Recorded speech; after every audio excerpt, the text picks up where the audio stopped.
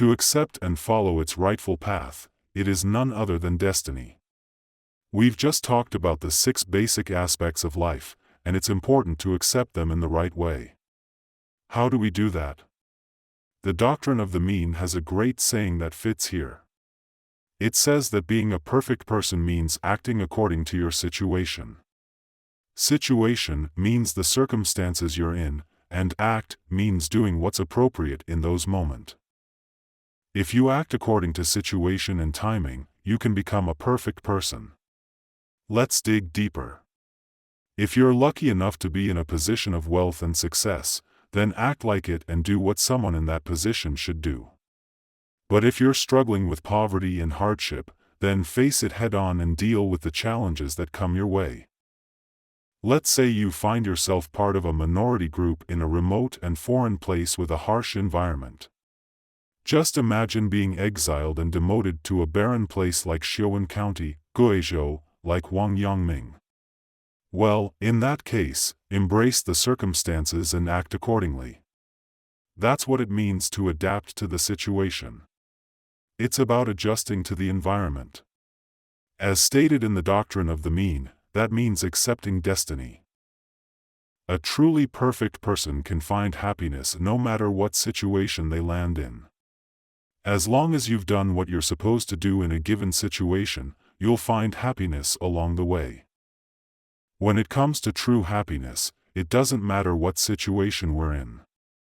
Our circumstances shouldn't have the power to determine whether we feel joy. The key is finding peace within ourselves.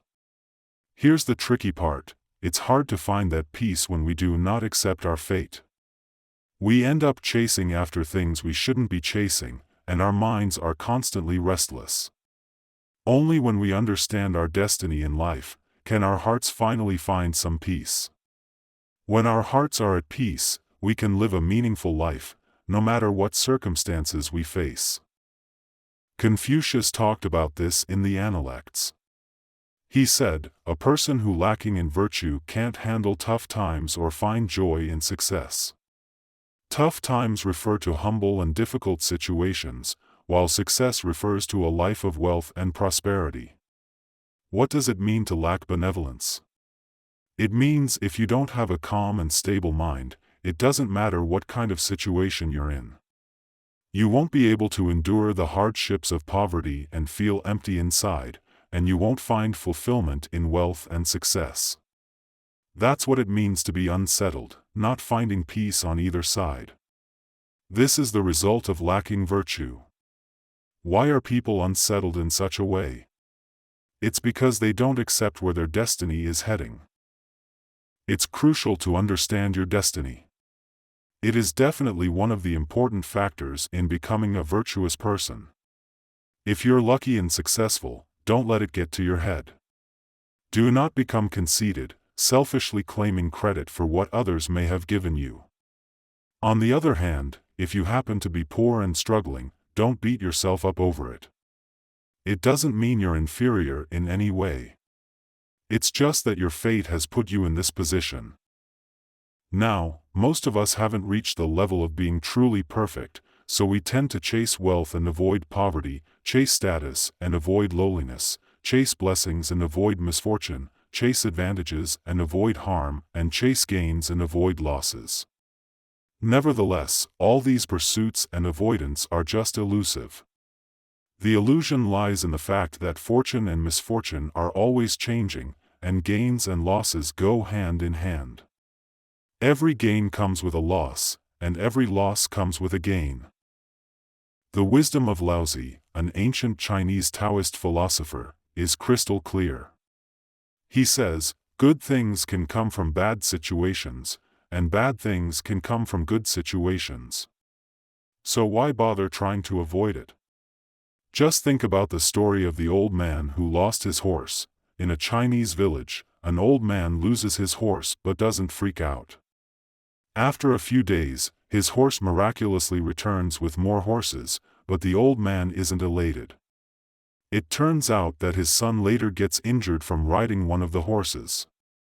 Despite the seemingly dire situation, the old man sees potential blessings in it. Soon, War breaks out, and all the young men are drafted. Luckily, his son's injury spares him. The story about the old man who loses his horse teaches the wisdom of finding hidden blessings in life's many challenges. How do we know that something negative on the surface level is not a hidden good fortune? Everything is always changing, and life is full of surprises. Being rich and successful doesn't mean it'll last forever, and being poor or facing difficulties doesn't mean it's permanent. Life has its ups and downs, that's just how it goes. Let's be reminded about the sonnet, Hao Liao Gu, from the novel Dream of the Red Chamber. There's also an annotation on this song added by Zhen Shirin, a character in the story. Here are the lyrics. Everyone knows that becoming an immortal is awesome, but they can't help being obsessed with money and riches. They keep complaining about not having enough wealth, and when they finally have plenty, their eyes close, they kick the bucket. There's a whole bunch of other annotations about it which are too many to include here. Chinese people don't have strong religious beliefs. Religious people usually don't make a big deal out of money and fame. For Christians, they see their lives as being a part of God's plan, and they feel like they're on God's team. Catholics have to let go of their ego and personal ambitions. Devoted Muslims are all about striving for Allah's glory, and if Allah says they need to fight a holy war, they'll do anything required to fight this war. That's what faith means. Now, what about us Chinese people? Without strong religious beliefs, we tend to cling to our ego and can't let it go. We chase after benefits and avoid harm, chase after prestige and avoid lowliness, and chase after wealth and avoid poverty. In view of this, Confucius had advised to loosen our grip on things out of our control, and accept our destiny. Alright, that was the first part of my talk. To summarize, the first part dealt with whether destiny is a real thing, whether the whole idea of destiny holds up. Also, you must not see every experience and outcome in your life as solely the result of your own efforts. You recognize that destiny plays a role, which will help you become a better person. Now, in the second half, let's tackle the question that naturally arises: if we accept that destiny exists, can we figure it out? The Chinese perspective on this is that it's possible to know. China has its own scientific disciplines that originated from her philosophy. Chinese philosophy blends Confucianism, Taoism, and Buddhism, which later merged during the Song and Ming dynasties. From Chinese philosophy, a range of scientific fields emerged. There are plenty of examples, like China's climatology, which studies the solar terms or solar calendar.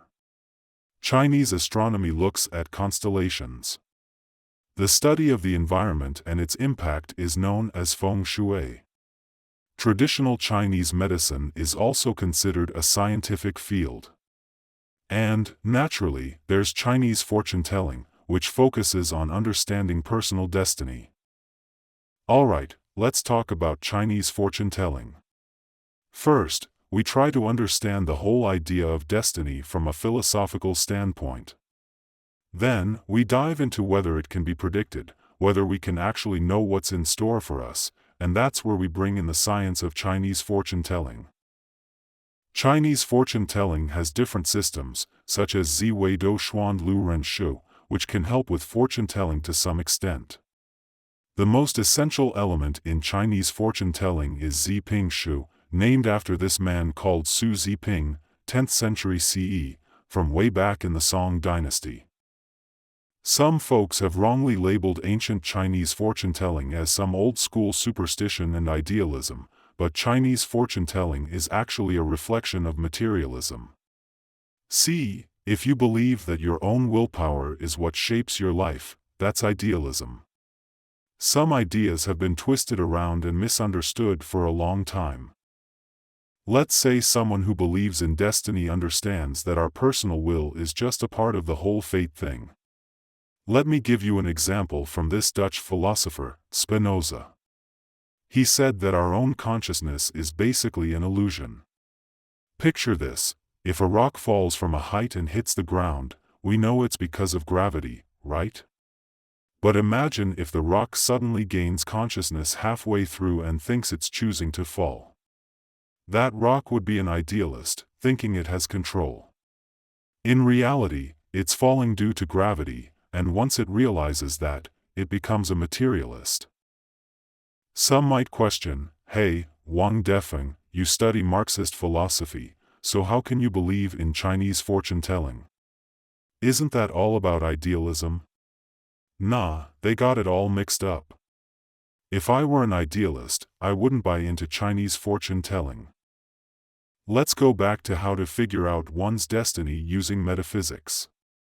We already mentioned the main method of Zi Ping Shu, named after the scholar Su Zi Ping from the Song dynasty. It's all about ancient Chinese astrology and metaphysics. Now, its origins go way back, and there are legends surrounding it. Chinese folks love tracing things back to their roots. It is said that during the Warring States period, 481 to 221 BCE, there was this person called Giguzi who claimed to be the big shot behind it all, the granddaddy of metaphysics. He's more of a legendary figure though. If we talk about solid historical evidence, the earliest we can find is from the Tang dynasty. Back in the Tang dynasty, there was this man named Li Xuzhong, 9th century CE, who came up with a metaphysical method called the Three Pillars. What are these three pillars all about? Well, they're basically the year, month, and day pillars. This was the origin of Chinese metaphysics. At first, Li Xuzhong used 6 characters, not yet Batzi, which is 8 characters, for this method. Then, during the early Song dynasty, along came this person called Su Ziping, who took Li Xuzhong's 3 pillars and turned it into the 4 pillars metaphysics by adding another pillar. Can you guess what it is? It's the hour pillar. Now, the pillars are complete, they are the year, month, day, and hour pillars. Now, why are they called pillars? Well, in ancient Chinese writing, characters were written vertically, from top to bottom and right to left. So, the year pillar has the heavenly stem on top and the earthly branch at the bottom. Same goes for the month pillar. These are like separate pillars, and in Li Xuzhong's method, there are a total of 3 pillars.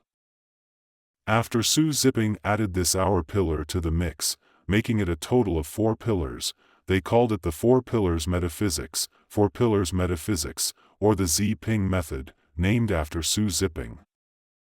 Now, you might be wondering, how many characters are there in these 4 pillars? There are 8 characters. In Chinese theory, they are chosen from these 10 heavenly stems, Jia, Yi, Bing, Ding, Wu, Ji, Gung, Xin, Run, and Gui.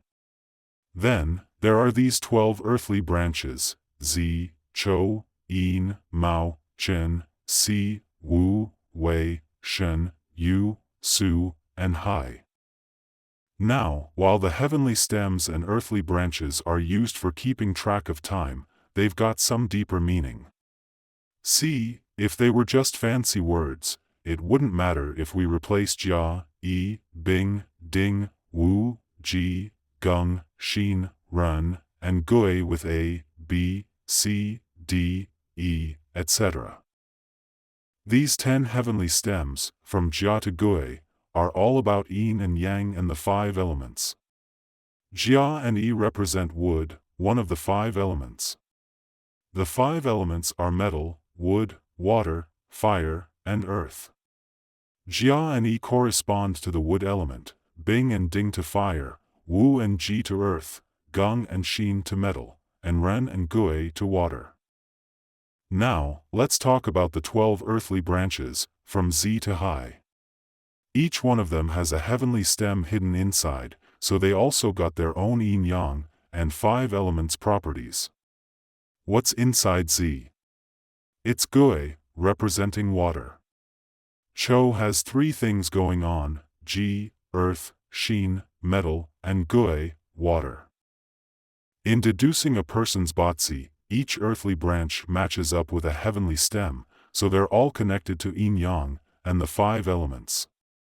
When we write down all 8 characters of the heavenly stems and earthly branches, what do we see? We got metal, wood, water, fire, and earth, easy to remember, right? I will explain shortly how to fill the boxy with which character. First, we need to remember the concepts of yin-yang and 5 elements, which really should be taught as basic knowledge to kids. Unfortunately, our education system right now, from elementary school to college, is all about Western teachings. As a result, nowadays, not many people have really grasped the yin-yang and 5 elements theory, which is a shame because it's a fundamental skill. We might have memorized metal, wood, water, fire, and earth, but what's next? Well, we need to understand how these elements interact with each other, like how they promote and regulate one another. That is the heart and soul of yin-yang and 5 elements theory. Gold makes water, water makes wood, wood makes fire, fire makes earth, and earth makes gold. They call it interpromoting, the way these 5 elements keep creating each other in a never-ending cycle. But wait, there's more. We also got control going on. Gold controls wood, wood controls earth, earth controls water, water controls fire, and fire controls gold. It's like they're all keeping each other in check in a balanced equation. It's called interregulating. You can wrap your head around all of this in just 10 minutes. The generation and control of yin-yang and the 5 elements are like the foundation of Chinese view of the universe. These ideas are not just about metaphysics but also used in traditional Chinese medicine. Pretty cool, right? According to practitioners of traditional Chinese medicine, our organs are influenced by yin-yang and the 5 elements. For instance, the liver corresponds to the element of wood, the kidneys to water, the lungs to metal, the spleen and stomach to earth, and the heart to fire. They also follow the whole interpromoting and regulating system. Therefore, if someone's liver isn't doing so well, they actually need some water to nourish it because water generates wood. That's why traditional Chinese doctors recommended going to sleep during the Z hours. When's that?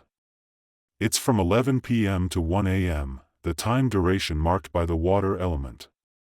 Falling asleep during this 2-hour period called zi shui allows your body to gain energy from the water element. It benefits the kidneys and also helps nourish the liver because of the water-generating wood relationship. In summary, traditional Chinese medicine shares the same cosmic theory as Chinese metaphysics. It's all about how yin-yang and the 5 elements interact, inter-promoting and inter-regulating.